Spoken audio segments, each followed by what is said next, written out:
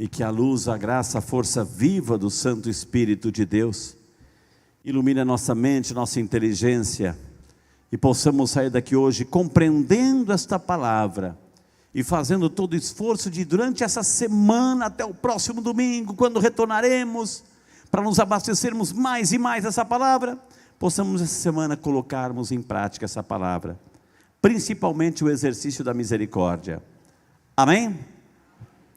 Meus amados irmãos, minhas amadas irmãs, hoje estamos aqui no segundo domingo da Páscoa, ou o primeiro domingo após a Páscoa, né? E hoje celebrando também a festa da misericórdia.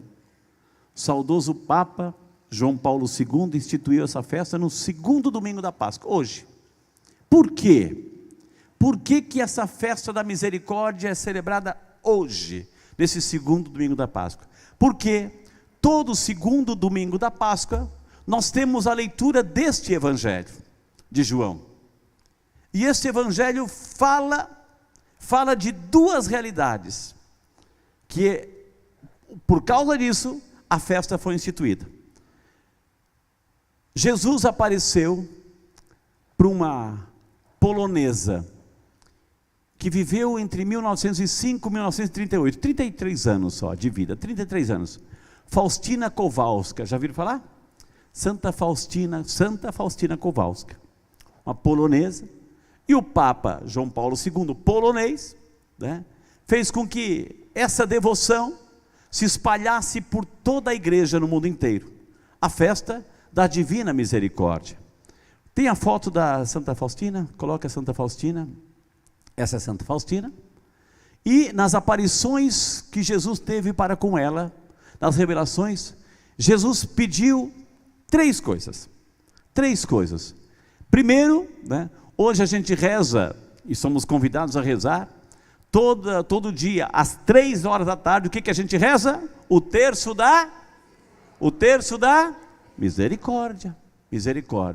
E aí Jesus também pediu para divulgar um quadro. Coloca, ela está segurando o quadro, mas temos outra foto do quadro, Júlio, tem outra, isso ali, ó, esse quadro. O quadro de Jesus misericordioso. Pediu para divulgar o quadro de Jesus misericordioso. A gente vê aí, a gente vai entender o porquê dessa festa da misericórdia hoje. A gente tem do coração de Jesus dois rios, duas vertentes, vermelho e branco. Vermelho o sangue, a Eucaristia, e o branco o batismo, os sacramentos que brotam no coração de Jesus. E aí a gente tem, Jesus pediu para divulgar esse quadro, e uma frase, vamos ler juntos? Jesus, em vós. Jesus, eu confio em vós. E é interessante, preste atenção num detalhe. Jesus está assim. O que ele está fazendo? O que ele está fazendo? Assim? Ele está abençoando? Vamos entender o porquê dessa festa. O Evangelho de hoje, festa da misericórdia, fala de duas realidades onde Jesus nos dá, nos mostra e nos revela a misericórdia.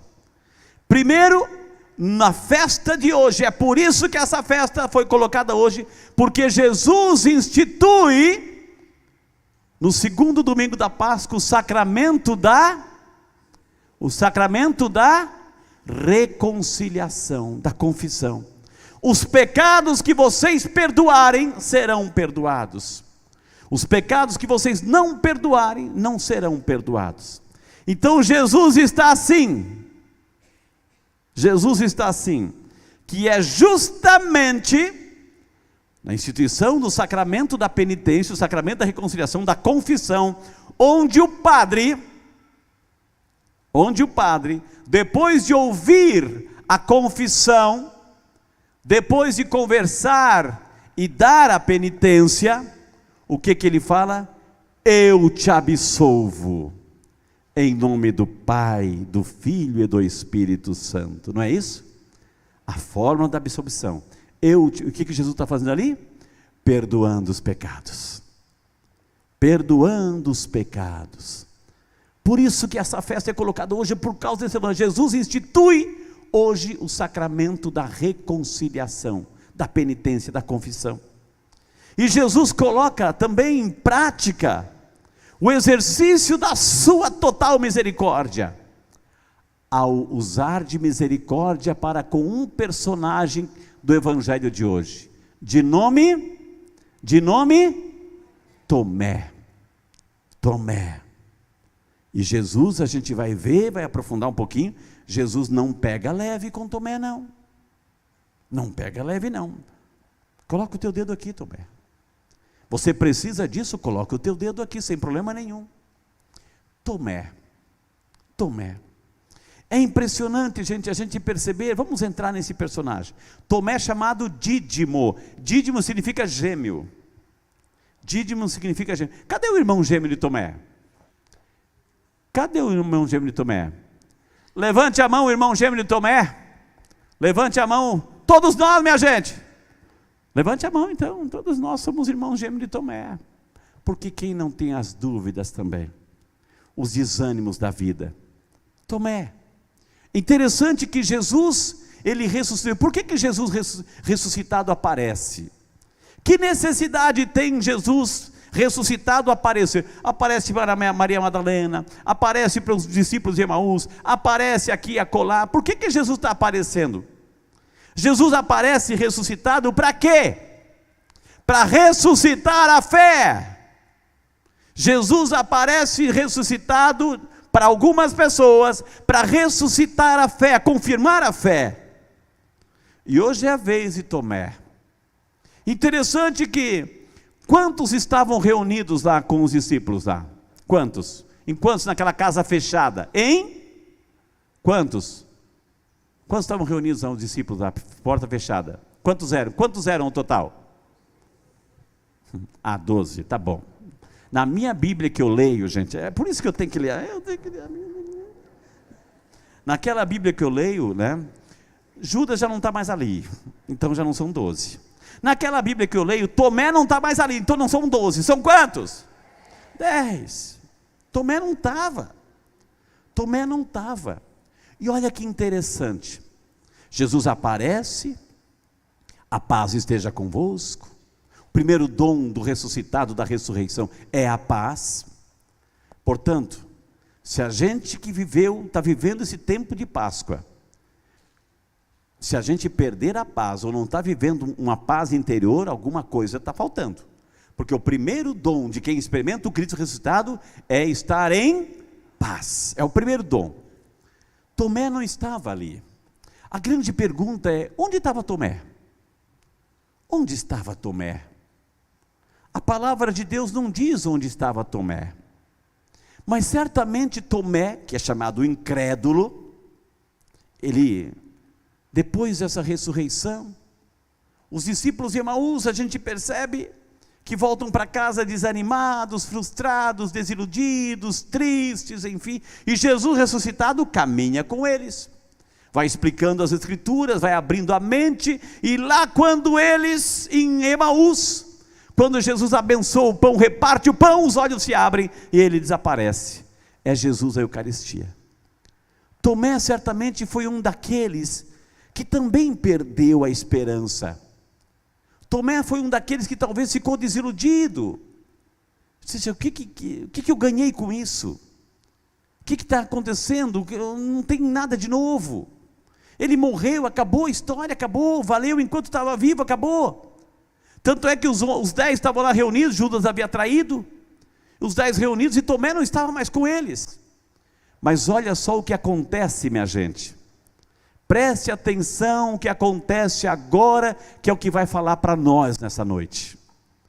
Tomé não estava com eles. Tomé havia talvez perdido um pouco a esperança, desanimado, desiludido, não queria mais saber. Sabe o que? Tomé,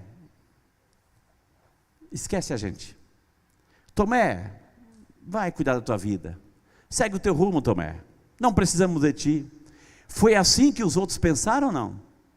Foi assim que os outros pensaram de Tomé ou não? Não. Por quê? Porque quando começaram a perceber que Tomé estava tomando esse caminho de desânimo, estava se afastando, não estava participando mais, não estava junto com os outros escolhidos, o que os discípulos fizeram? Foram ao encontro de Tomé. Foram ao encontro de Tomé para quê? Para reanimar a fé, para reanimar a esperança. Tomé, não desiste não, Tomé. Nós vimos o Senhor, Tomé. Nós encontramos com o Senhor, Tomé, venha para cá. Ah, não. E aí entra o desânimo. Não. Para que eu vou naquela igreja? Não tem nem lugar para sentar. Por que eu vou naquela igreja? Você viu quem participa lá? E como é que pode? Ela, vizinha, fofoqueira, etc. Vai na missa, vai comungar. Eu não vou lá. Aquele padre demora muito. Ei, meu Deus do céu, né? Começou a dar desculpas. Ah, não, se eu não colocar o dedo, se eu não colocar a mão, se eu não colocar o dedo no lado, na ferida, eu não acredito. Ou seja, dando desculpas para não ir. Tomé, um dos 12, dando desculpas para não participar mais. Justificativa. Não, Tomé, vem. Nós vimos o Senhor, Tomé. E ele foi. Voltou 8 dias depois, Jesus também de novo aparece, atravessa a parede, corpo glorificado, né? A paz esteja convosco, e vai direto para quem?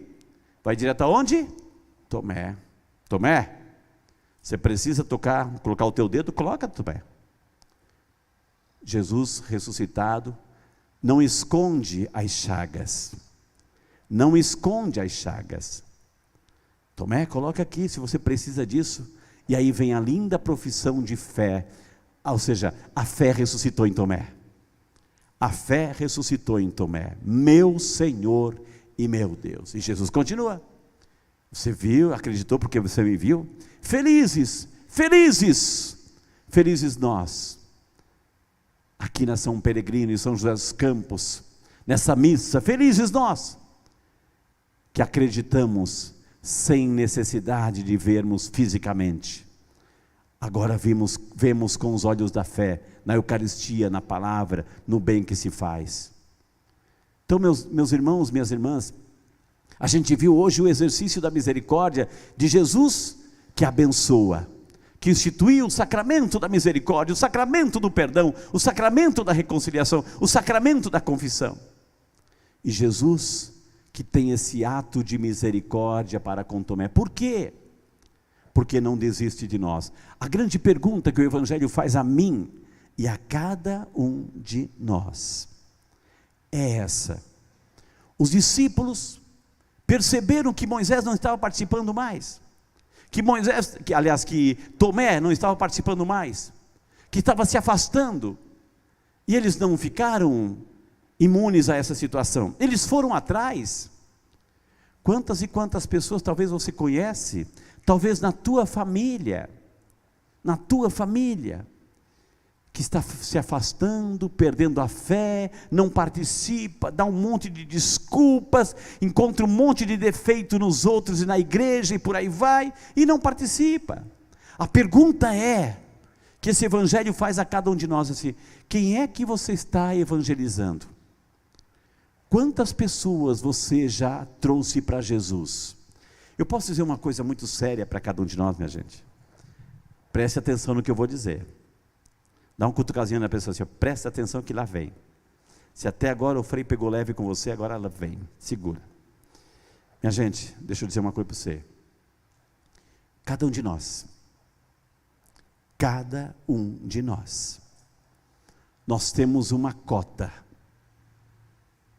Nós temos uma cota que Deus, quando nos criou, eu vou dar para o João, para a Maria, para a Teresa, o João vai ter que me trazer, para mim, para Jesus, para Deus, para a fé, para a igreja, pelo menos umas 50 pessoas na vida dele. Cada um de nós recebeu uma cota de pessoas que Deus está esperando que nós possamos trazer para a igreja, trazer para Jesus, trazer para a fé. Todos nós recebemos uma cota. Diga para aquela pessoa que está do seu lado: você recebeu uma cota. Você vai ser cobrado se você não cumprir essa cota. É a meta. Você vai ser demitido, né? Você vai ser demitido. Você não vai entrar. Porque no dia do teu julgamento, Deus vai perguntar: e a cota, cadê a cota? Quem você trouxe para mim? Quem você trouxe para mim? Quem você evangelizou? Com o seu testemunho, com a tua pregação, com a tua palavra, com a tua fé. Quem você convidou para vir para a igreja, para vir para a fé? E Deus vai perguntar para você: cadê a tua cota? Cadê a tua meta batida? E vai perguntar o seguinte, por que você não cumpriu a meta? Por que você não cumpriu a meta? E para isso, gente, a gente vai dar um passeio agora na primeira leitura. A gente está nesse tempo pascal. Tempo pascal a gente vai ver muitos Atos dos Apóstolos e o livro do Apocalipse. Primeira leitura dos Atos dos Apóstolos sempre. Os Atos dos Apóstolos a gente vê aqui o testemunho de Pedro. O testemunho de Pedro. Aquele simples pescador, semi-analfabeto, agora pregando para todo lado, pregando assim para as pessoas, para a multidão, e crescia sempre mais o número dos que aderiam ao Senhor pela fé. Era uma multidão de homens e mulheres, chegavam a transportar para as praças os doentes em camas e macas, a fim de que quando Pedro passasse, pelo menos a sombra tocasse em algum deles. A multidão vinha das cidades vizinhas de Jerusalém, trazendo doentes, enfim. O testemunho de Pedro que atraía, o testemunho de Pedro que atraía. Ou seja, volta a pergunta: quem é que você está atraindo para Deus? Ou seja, era Pedro, o príncipe dos apóstolos, Pedro, o escolhido, o chefe da igreja, mas as pessoas, o povo de Deus, os colaboradores, faziam de tudo, evangelizavam, ide por todo o mundo pregar o evangelho, faziam a sua parte, evangelizavam com a sua vida, com o seu testemunho, de modo que o número das pessoas que aderiam ao Senhor pela fé, era uma multidão de homens e mulheres em tempos de perseguição, mas testemunhavam. Era a meta sendo batida aqui, era a cota das pessoas sendo atraídas para Deus através do testemunho. Não é só do frei, da freira, do padre, do bispo, enfim, é de cada um de nós, E aí a gente vê o testemunho de João, o último dos apóstolos. É interessante, né? O último apóstolo que morreu foi João. João morreu mais ou menos, tinha quase 100 anos esse homem. Quase. A média de vida na época lá era que no máximo 45, 50 anos. João tinha o dobro praticamente. Então imagina como é que não estava João. E João estava onde? Em Patmos, preso. Na ilha de Patmos, preso. João, o último dos apóstolos. Interessante, né? Interessante. Tem duas coisas na igreja, gente. Tem duas coisas na igreja que a gente precisa prestar atenção. Assim, detalhes, entre parênteses. Assim. Vamos lá, os 3 últimos papas. João Paulo II, Bento e Francisco. Se você pega a lista dos 266 papas, nenhum, a gente tem João Paulo, Bento, Francisco, monte de Benedito, enfim, monte de nomes, Gregório, Pio. Quantos Pedros a gente tem nessa história de 266 papas? Quantos Pedros? Só um. Porque moralmente, nenhum papa eleito vai usar o nome de Pedro, porque Pedro é só um. Pedro só um. Nenhum papa eleito vai usar o nome de Pedro, segundo Pedro, terceiro Pedro, não. Pedro um só, ninguém mais usa o nome de Pedro. Aqui, apóstolos, João foi o último apóstolo, presta atenção, que vocês já vão matar charada. Apóstolo, depois da morte do último apóstolo, vocês ouviram alguma vez na igreja católica, nesses 2000 anos de história, vocês ouviram algum bispo, algum padre, ser intitulado de apóstolo? Sim ou não? Claro que não, porque só para ele, só para os 12, o nome de apóstolo só para os 12, e aí, Você está andando de carro, andando a pé, indo para o mercado, para o shopping, vê uma igreja assim, igreja do apóstolo tal. Que bobagem, que arrogância, que petulância, porque não existe. Porque o nome dos apóstolos só para eles. E a igreja respeitou isso nos 2000 anos de história.